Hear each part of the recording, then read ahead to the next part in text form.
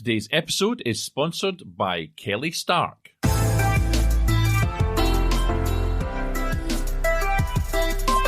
Hello and welcome to Film Pro Productivity, the podcast that helps film professionals and other creative people, all creative people really, to live a more focused, effective and happy life. My name is Carter Ferguson and this is episode 48, Find Your Way with Affirmations. Today I will be talking about affirmations and how they can be used to change your life. But before I go on to that, I hope that you've found the time to listen to last week's show, episode 47, Bullies and the Silent Majority, which ended up being my longest show yet at nearly 50 minutes because it was just jam-packed with, I thought, interesting and useful information. Like the Law of Success series, you see, once I'd gotten into that topic, I just couldn't bring myself to split it or to shorten it much more than it already is. So bullies are sometimes hard to spot, I should say, but once they have been identified, they can be stopped by simple, direct actions that allow you to take control and set them straight. And they exist beyond the playground. They are in life, day-to-day life. You can also stand up and defend others when you see these bullies raise their ugly heads in whatever professional world that you're working in. I do realise that many of these topics might not be regarded as specific to the creative industries, the media industries, which is to an extent what this show is aimed at. Obviously, it's film pro productivity, and I sometimes question, should I have called it creative pro productivity, or should I just have called it This Is Carter's Productivity Show and aimed it at everyone. But I am hoping that the topics that I choose to present to you here in this show are applicable to you wherever you are, whether you're working in a technical aspect of the creative world or you're working, or consider yourself to be working in a more creative, fluid role, or whether indeed you just consider yourself to be a creative person and you aren't actually part of the professional world. I suppose one way of looking at the title could be that I am a film pro presenting it. That wasn't really how I intended it to be, but that's perhaps what it started to become. But this podcast, the topics that I choose are based on my experiences as a film professional. And I think that, or a creative professional, it's broader than film because I work in film, theatre, TV. I trained as a designer before I went into that. I have acted as well professionally and had a good degree of success in that role, although I don't do it so much these days. I have directed, I have fight directed, obviously, has been my main thing, and I have designed a lot of stuff. And I've stage managed and production managed and produced stuff as well. So I've got quite a broad skill set, and I have been involved in technical aspects right through to creative ones. So I feel that topics which affect me, which is really everything that I put to you here, are fairly likely to have affected at least some of you listeners too. But I've gone way off piste there. I need to bring it back to what we're talking about today, and that is affirmations. An affirmation is like a mantra, and it doesn't really matter if what you're affirming is not totally true as yet, because by repeating an affirmation over and over again, it becomes embedded in the subconscious mind, and eventually it becomes your reality. Stuart Wilde, unquote. So yes, today I'm talking about affirmations, and it's part of a subject that came up many times in my Laws of Success series in the form of auto-suggestion. Napoleon Hill was a real believer in this and used it to achieve the success of which he speaks very, very often. As a reminder, auto-suggestion is the hypnotic or subconscious adoption of an idea which one has consciously originated one's self. It's like reprogramming your subconscious mind to believe what you want it to believe, and Hill used it, as I say, very often to replace old beliefs, for example, with new ones that will serve us better. Before I even knew what affirmations were, before I'd even heard the word or understood how they worked, I was already using them. And I haven't talked about it too much lately, but for those of you that are new listeners, following my first feature film, I had what used to be known as a nervous breakdown. And looking back now, I would more accurately call it a stress-related dissociative breakdown or episode, followed, unfortunately, by PTSD. And it was not a fun time. In fact, it was an extremely destructive time. But without it, you probably wouldn't have Film Pro Productivity. I honestly don't know where I'd be or what I'd be doing now if I hadn't had that negative experience in my life. And the positive that has come out of it in the form of this show and a healthier outlook and work-life ethic or balance, if you want to call it that, I don't think would ever have come to pass without it. Lots of people want to ride with you in the limo, but what you want is someone who will take the bus with you when the limo breaks down. Oprah Winfrey, unquote. So when I had my breakdown, I was lost and uncertain where I was going, and despite what you might think, there really wasn't any immediate help for me, or if there was, I didn't know where to look for it. It's not entirely true to say there wasn't immediate help. My family and some friends were there, but sadly it is notable that many of those whom I had thought to be my friends melted into the background and disappeared at that time. That is the stigma of mental health, which people talk about very, very often. In hindsight, though, it was perhaps a very small price to pay for learning who were my real friends and who were not. My experience with the NHS was pretty atrocious. When I went to the doctor, I saw a locum GP for must have been all of 5 minutes, who sent me out the door with a leaflet and a prescription for Prozac, I think it was. That was his solution to the complex problem of a mental health matter.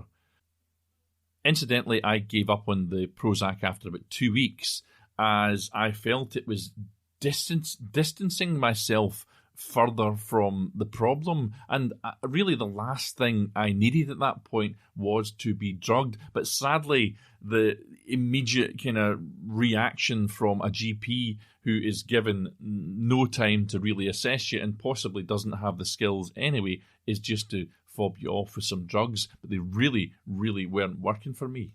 It actually took the NHS 3 months to get me even an appointment to meet a psychiatrist who, I've got to be honest too, was absolutely frickin' useless. If anything, he annoyed me. But thanks, though, to my good friend Lorraine, who is a psychiatric nurse and a very influential doctor that she knew from down south, and in chief too by financial aid that I got from British Actors Equity's medical partner BAPAM, B-A-P-A-M, I was eventually able to attend therapy sessions in Glasgow with an awesome therapist. I think it was 10 sessions that they paid for, and I extended that beyond that. But they helped me very, very much to get back on track. And as an aside here, I want to say that talking therapy, that's therapy where you sit down and talk to someone and they talk back to you and listen and maybe help you make sense of where your head is. That sort of expert therapy doesn't cost as much as you might think it does. So if you've got a problem that you think might be solved by this, get past that kind of headspace of I could never afford it or it's not for me or the embarrassment of it, and just look up some options for it and book yourself in. I had a friend had a bit of a problem, and I didn't think it was something that I could help them with, and I was able to. I was working at the time, pay for 3 therapy sessions for them. It wasn't a big deal. It just it was a friend, and I think he continued it afterwards, and it was a good thing, and the whole thing is a good thing. And really, what I'm saying here is, if you think you need some therapy, just go and get some therapy. Talking therapy is an awesome, awesome thing. But again, I've gone off on a big, big tangent there. I know we're not all suffering from mental health disorders or whatever, and I'm trying to keep this broad, but I just wanted to make that point. And I'm really just following up on that kind of famous, I think it's famous, Glenn Close quote. She said, "What mental health needs is more sunlight, more candour, and more unashamed conversation." So take my advice. If you think you need some help, then book yourself a therapy session. So before all of that kicked in, though, I had nothing but this leaflet that the GP had given me to help me out. Genuinely, I had nothing for months. It was an unbelievable situation. But anyway, the leaflet was actually quite good. It was for a service called Steps. Steps Towards Recovery, I think, is kind of the idea of that title, which was an organisation that ran classes on stress and depression in Glasgow. And with no other options, I signed up for both classes. They've killed that organisation now, by the way, or renamed it and reorganised it in some way to save money. But at the time, it ran classes every 6 weeks for an intake of 130 people who were suffering from stress or who were suffering from anxiety. And I'll go into some of what I learned in a future episode from those classes, as I plan to do a show on stress and anxiety reasonably soon. I was trying to fit it into this season. I don't think I'm going to make it. I think other things have pushed it out, and I'll probably be jumping into season 4 instead. What I learned in the other class, though, the depression one, not the stress one, is that I didn't have depression, which was good, but it was a very interesting experience nonetheless. In fact, it was in that particular class that I discovered that bottom of their list, which is in effect top of the list as you kind of read them in order of this document they gave me for causes of stress and depression, was perfectionism. And I've done an episode all about that one. It was more of a small talking therapy group with a lot of people in it that had had a hard time than the other class, which was really kind of a series of lectures. But I took these classes very seriously and I studied for them, and that is what led me unknowingly into the world of affirmations. If you follow me on social networking, you'll notice that I post a productivity quote every day, and I have occasionally been given grief by some people for doing so, but that's the internet for you. Many think it's lazy of me, as it's a kind of popularity tool that many people use to make themselves seem intelligent or whatever, but I actually post them for two good reasons. One, this is a productivity show, and these quotes are an awesome gift for promotion of this podcast. It is entirely appropriate that I post productivity quotes to promote a productivity podcast. And two, because I used quotes like this to create affirmations, which saved me from a life confused by PTSD and stress and put me back on track. I didn't call this episode Find Your Way with Affirmations just to make a snazzy title. I wanted you to know that if you're lost or uncertain in your life in some way, that you can use affirmations like I did to get yourself on a new and better track, to create a positive lifestyle and live a better, happier and more prosperous life. In effect, although I certainly didn't think in these terms at the time, it also can be used to reassert your values, and that in turn strengthens your ability to make decisions and move forward.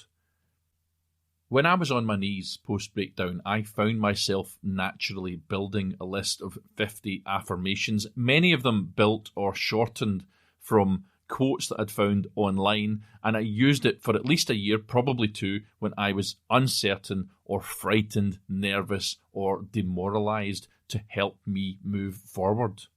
And for the record, this was my list. 1.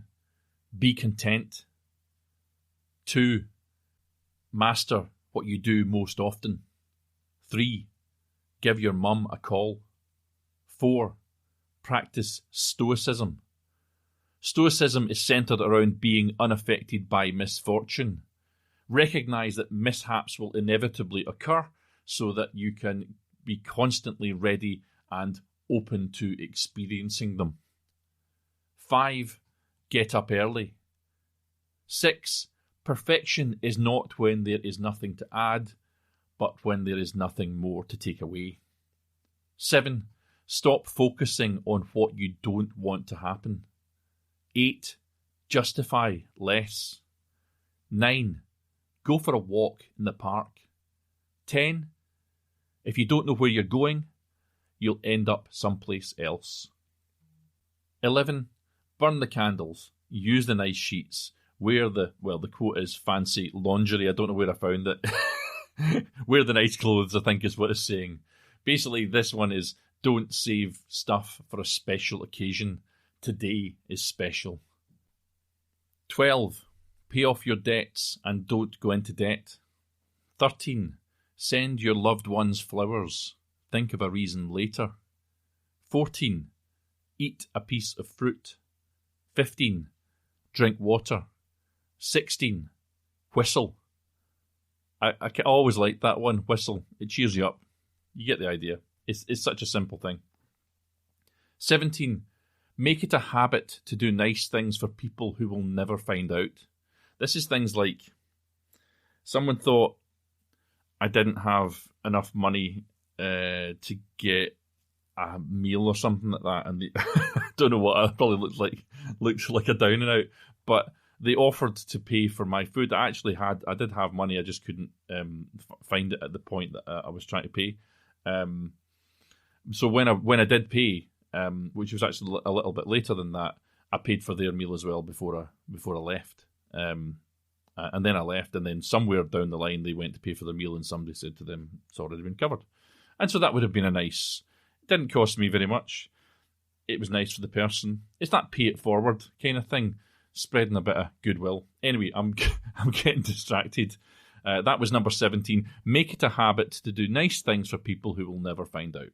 Although that guy did find out, as it happens, because he would have not had to pay for something. Anyway, I do recommend people quite often, but I don't tell them I've recommended them.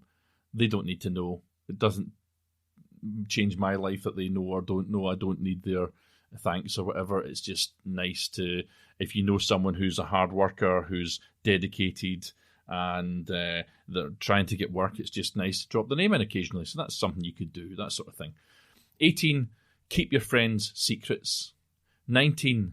Listen more than you talk. I'm not so good at that one. Still working on it. 20. Be frugal.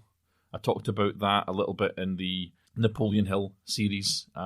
Quite an important one. That actually it was quite influential in my life, because I was spending. It's not that I was spending and not thinking. I wasn't in debt, but being frugal made me a bit more sensible, and I had fewer regrets, perhaps.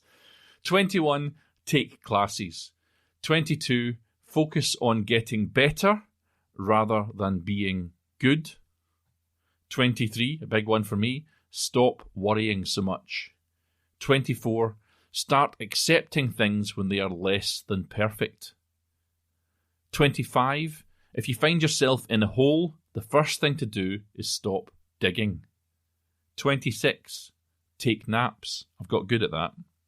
27, yeah, I have got good at napping. Unfortunately, you can't do it in a film set much as you would like to. Anyway, 27, if you are not saving at least 10% of your salary, you are not saving enough. 28, yield to peace.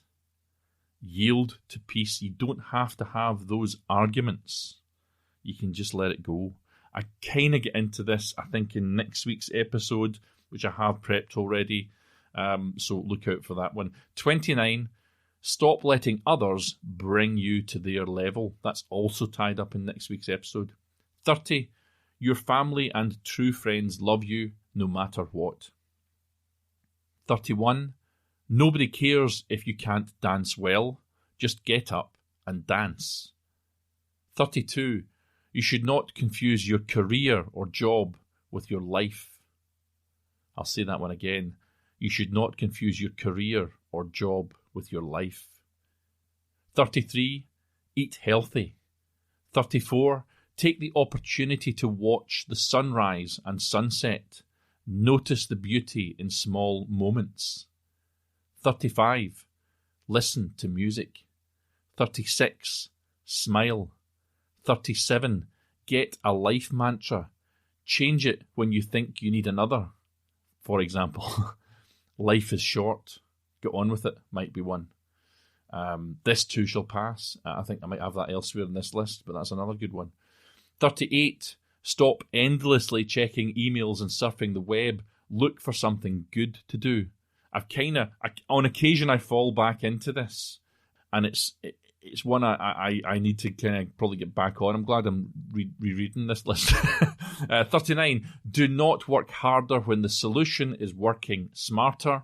That's what all of this entire podcast's about. 40, don't buy stuff you don't need. I've talked about that before in another episode. 41, take a deep breath. It calms the mind. 42, invest in relationships. Invest in relationships. 43, life isn't fair, but it's still good. When upset, remember, this too shall pass. 44, stop spending time with the wrong people. Life is too short to spend time with people who suck the happiness out of you. And again, I've done an episode on toxic people, so please go back and check that one out. That is a big thing that can really, really bring you down.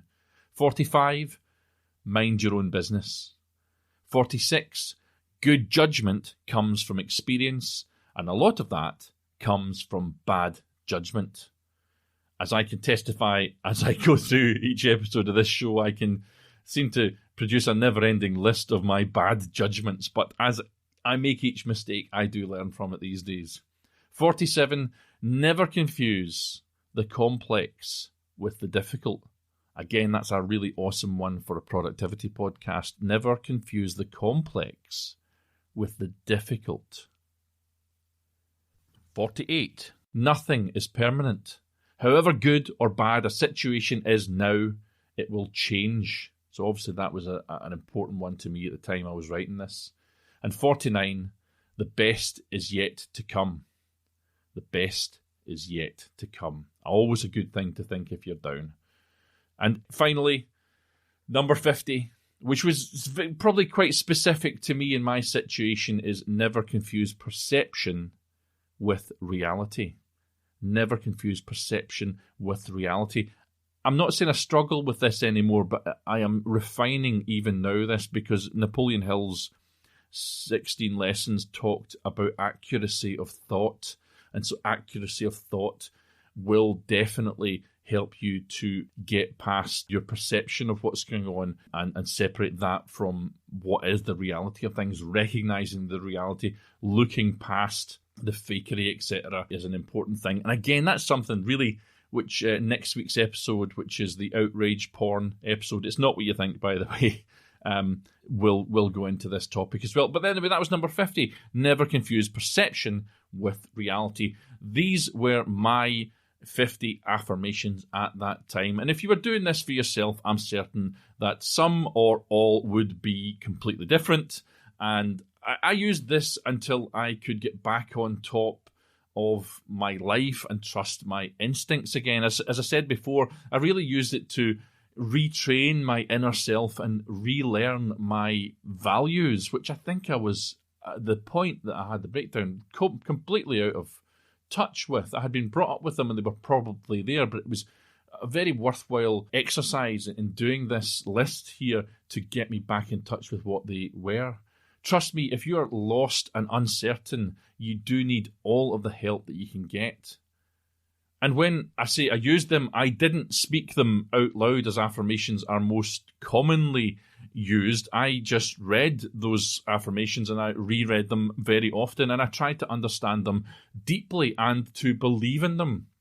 And this wasn't a chore either, by the way, because I really needed them. I was hanging on to these 50 kind of quotes or affirmations for dear life.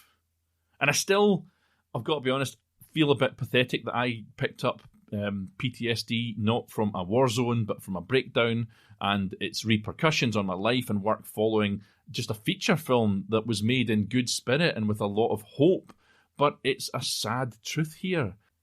And you hear the term a lot, but for clarification, post-traumatic stress disorder, or PTSD, is an anxiety disorder caused by very stressful, frightening, or distressing events. And that anxiety or fear that comes with these is constantly carried with you. It blocks your ability to think straight and make decisions. My use of affirmations, as I mentioned earlier, was done unknowingly of what they actually were, but out of a necessity for focus and order to help me cut through that PTSD. The affirmations kept me on track and they saved me, basically, and they could save you too. That is why I'm talking to you here today about this. So that was my experience with what I refer to as affirmations. In general, though, affirmations are simply sentences aimed to affect the conscious and the subconscious mind so that in turn they affect our behaviour, thinking patterns, habits and environment. The words automatically and involuntarily bring up related mental images which inspire, energise and motivate us. The affirmations and the resultant mental images get engraved on our subconscious mind, which in turn changes our behaviour, habits, actions and reactions. They motivate. They keep the mind focused on the goal. They influence the subconscious mind and activate its powers. They change the way you think and behave, and this can bring you into contact with new people who can help you with your goals. The positive statements make you feel positive, energetic and active, and therefore put you in a better position to transform your inner and external worlds. Stephen Covey says that a good affirmation has 5 basic ingredients. It's personal, it's positive, it's present tense, it's visual, and it's emotional, unquote. As I say, my affirmation list maybe doesn't fill every one of those criteria, but I didn't know what an affirmation was when I put it together, and there possibly is no right and wrong to this as well. Remember, it's what works for you. It's probably important for me to say now that you don't just repeat these affirmations as a lip service. You really need to believe in them and want them to come true, as the affirmations will affect your subconscious mind and trigger it to act on your behalf only if you are invested in them. Finding positive affirmations will change your mindset and they won't allow room for negative thoughts to enter into your mind. So this will in turn lead to positivity, optimism and recognizing opportunities. And those are opportunities which a negative mindset might have turned away. So your positive, encouraging words enhance your energy, if for want of a better word, and your skill to take advantage of these opportunities. And I totally realise that all of this might be a wee bit difficult for you to get your head around, as there will be a degree of disbelief in what I'm saying here, especially if you've been thinking negative thoughts all of your life. But as you continue, though, the resistance to what I'm talking about here will fade away and your life will begin to change and improve in accordance with the words that you have been repeating. Now, I've got a quote I'm trying to fit in here, and I really should be careful of these quotes because I have immense difficulty in pronouncing some of the names, so I'm going to give it my best shot.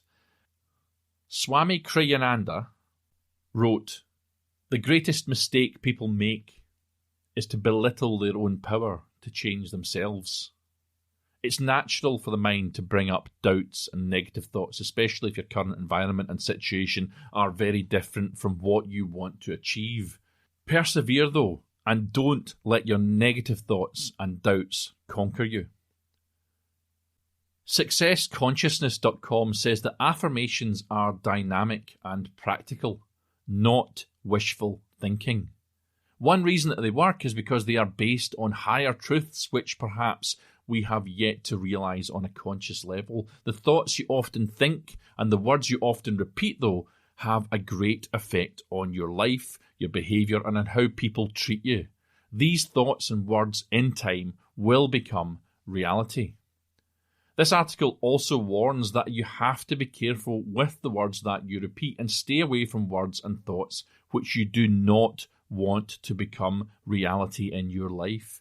You must stay away from negative thinking, dwelling on the past, and thinking about problems and fears. Instead, program your mind to think on what you really want, not on what you don't. When I created my list, I read it every day, several times, and at night just before I went to sleep. As I researched this show, though, many articles have suggested that you devote some special times during the day for repeating them. Others say, though, that you should repeat them wherever you are and whenever you want and have the time to go through them. So there's mixed messages, if ever I heard them, online there. But in short, as I said before, do what works for you. This is just a tool, but it's another very powerful one that comes to you entirely free. So be the master of your own destiny. Take affirmations seriously, and you will benefit from them. Today's call to action is to urge you to create your own list. Now, you don't have to be off the rails to do this. You can just use affirmations to maybe improve one area of your life. But if you do feel that you are lost, then you will likely know that you are lost. And in that case, get hold of affirmations. Start looking around the internet to see what you can use and what means something to you, and build your own list. This is a crutch. It's a tool only, but it will give you strength and focus. If you take it seriously, it will be immensely useful to you in anything that you're doing. Don't let your struggle become your identity. Find the affirmations you need to move forward and take back control. Then replace your negative thoughts with those positive affirmations over and again until they become a habit. And as I say, this isn't just aimed at people who are having a breakdown or whatever. If you just want to improve one area of your life, doing a little bit of research, finding a little bit of old school wisdom that other people have spoken on whatever problem you're having might help you to get back on track on whatever that problem is. So anyway, thank you for taking the time to listen to my musings on this subject of affirmations. If you have the courage to believe in it, I really do think that you'll benefit from this. Now, next week, I'm going to be talking about a blight on the modern world which comes to us in the form of what is referred to as outrage porn. But it is another fascinating productivity subject, and one which you really won't want to miss. For now, though, let me repeat my 48th affirmation, which was based on a quote by Heraclitus, I think. Don't ask me to talk about Heraclitus. It sounds filthy. Hold on. Let's see if I can find out who he was while I'm here. You got the time for this? I'm sure you do. Copy, paste. Heraclitus of Ephesus was a pre-Socratic Ionian Greek philosopher and a native of the city of Ephesus in modern-day Turkey. So he's actually known as the Obscure. He was called the Obscure. There you go. My 48th affirmation was, nothing is permanent. However good or bad a situation is now, it will change. Now take control of your own destiny. Keep on shooting, and join me next time on Film Pro Productivity. The music that you are listening to right now is Adventures by Ehumitsu. You can view the show notes for this episode on the official website, filmproproductivity.com. You can follow my personal account on Twitter and Instagram if you like. You don't have to, but you can if you like, at fight_director, or follow the show on Twitter at FilmProProdPod, or on Facebook at FilmProProductivity. Why don't you go and interact with me on Facebook? Because hardly anybody ever does. And just to end, please support the show by subscribing, spreading the word, and please leave an awesome review.